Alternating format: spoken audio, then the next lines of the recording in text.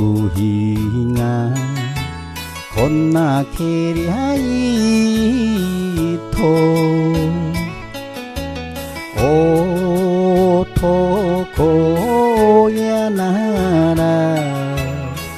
なれても思う早い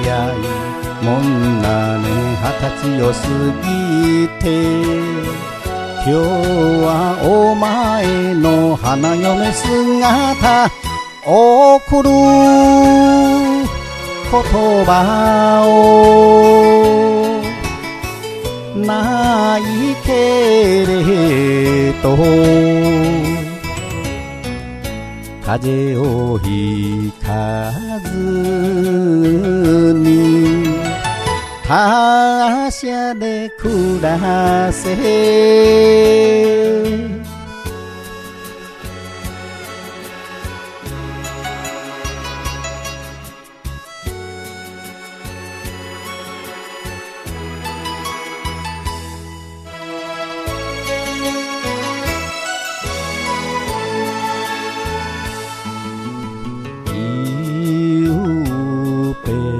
娘が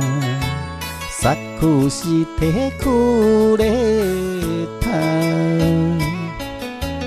酒の味さえ覚えていない古い写真を指さしながらここが父さんそっくりなのと頬の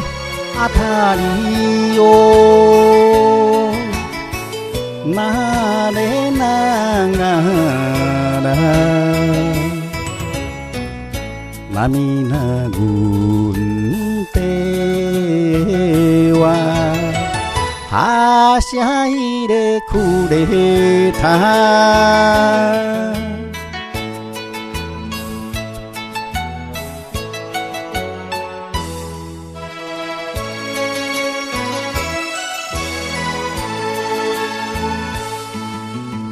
お笑い